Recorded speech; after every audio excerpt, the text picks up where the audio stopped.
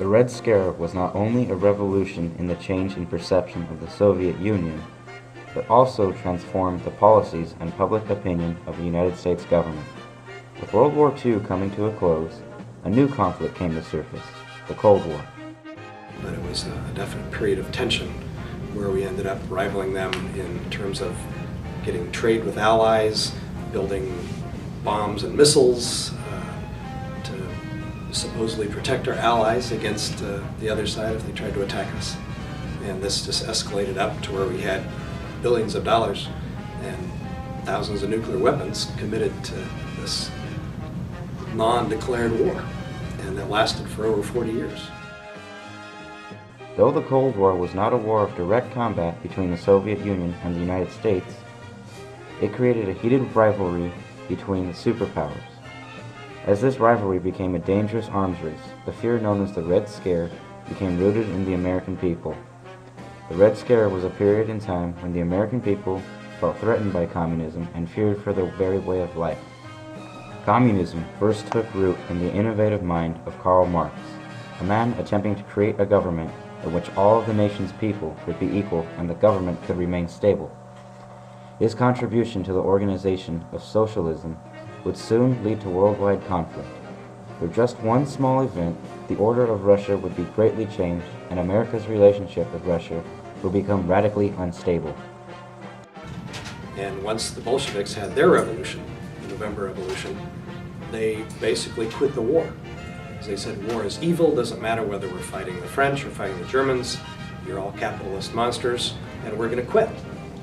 But from our point of view, if Russia quit fighting the war, that meant German troops could come over, which they did, and in the spring of 1918, Germany almost won World War I. So right from the start, from America's point of view, we see the Bolsheviks as cop-outs.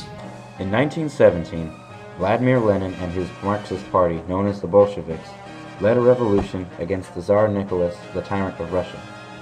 Vladimir decided to fight against the Tsar's oppressive rule and create unity among the people of Russia.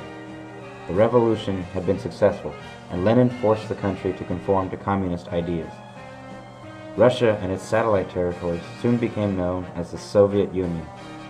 This marked the beginning of the U.S. rivalry to the Communist Party, which came to be known as the Red Scare of 1919.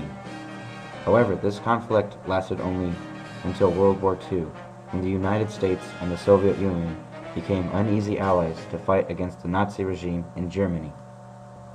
With Lenin's death in 1924, the Communist Party General Secretary, Joseph Stalin, took this opportunity to gain power in the Soviet Union, and soon he would become a powerful tyrant. Stalin became the face of the communist threat. Though the U.S. had the power of the atom bomb, Stalin saw it as a challenge to create a weapon even more catastrophic. The Soviet Union's best scientists were successful in creating an atom bomb, and so began the arms race between the United States and the Soviet Union. By the 1930s, the communist organization had become a popular ideological movement. As its popularity spread, so did its influence and power. Soon, the communist ideas took over much of Eurasia and became an international superpower. Communism would then spread closer to the coast of the U.S. in Cuba, making the idea of a communist takeover an even more radical fear. The United States' reaction to these expansions became that of paranoia. Those who had any negative ideas about the government would be seen as a communist or traitors to the nation.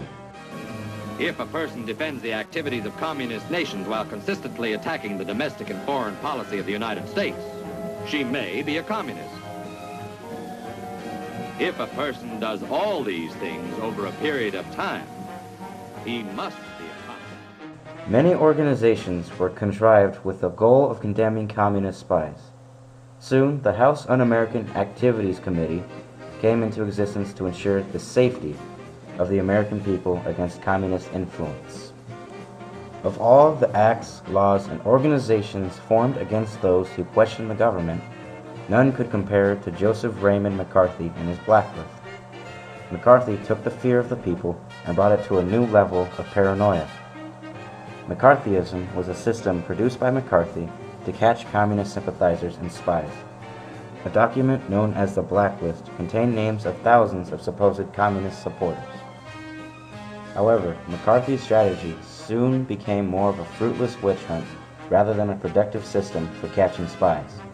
McCarthy became the hero of the anti-communist radicals in the U.S. McCarthy was not the first to take action against communism in the U.S.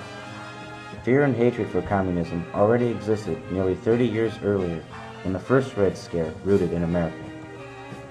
Even with the American people's fear of being accused as a communist, there were those who opposed McCarthy's flawed and superfluous communist hunt.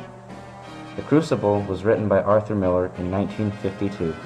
In his book, Miller compares McCarthyism to the Salem witch trials of 1692, which ended in the conviction of many innocent people and created large paranoia in the small town of Salem, Massachusetts. Arthur Miller was not only influential who opposed McCarthy. Both Dwight D. Eisenhower and Harry Truman believed McCarthy's process to be a blind pursuit. With communism on the rise, the U.S. attempted to expand its influence using religious propaganda. Communism being mainly an atheist party, the United States decided to increase its support in Christian expansion. Changes in currency occurred, coining the term "In God We Trust" on dollar bills and coins. The Pledge of Allegiance had been altered, adding "Under God" into the pledge. These steps were taken in order to discourage communist support and increase patriotic value within the country. Conflict erupted in East Asia as communist influence spread. Wars broke out, and separation within Vietnam and Korea became inevitable. With America trying to suppress these communist uprisings, the conflict only worsened, raising both the death toll and the controversy of the opposition against communism. These struggles left a lasting impression among the American people and began distaste for further conflict with the Soviet Union and the Communist Party. In 1991, the Soviet Union could no longer support itself due to the lack of resources and national support. Inevitably, the central government crumbled. With capitalism still standing, the U.S. claimed victory in the Cold War by default. The widespread fear of communist takeover had ended in the U.S. Although there still remains communist nations in East Asia, which the U.S. military attempt to purge, the large threat of Communist Party faded with the fall of the USSR. After 50 years of conflict in the Cold War, there are still lasting changes that can be seen today. The Pledge of Allegiance still contains the phrase "Under God." Money still contains the Christian phrase "In God We Trust." The United States space program boomed with the formation of NASA in response to the space race and still remains as an organization today.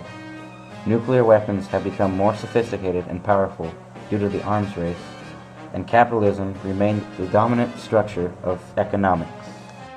I think the roots of that today, you still see distrust in the federal government. That was magnified a lot during the Cold War, because every once in a while there were spies who were found out. So occasionally, McCarthy's general accusations seemed to hold true. So it definitely lowered people's expectations, but made people mistrust government far more than they had before. And people that they thought were in positions of trust, Army leaders, Defense Department leaders, anybody now was suspect.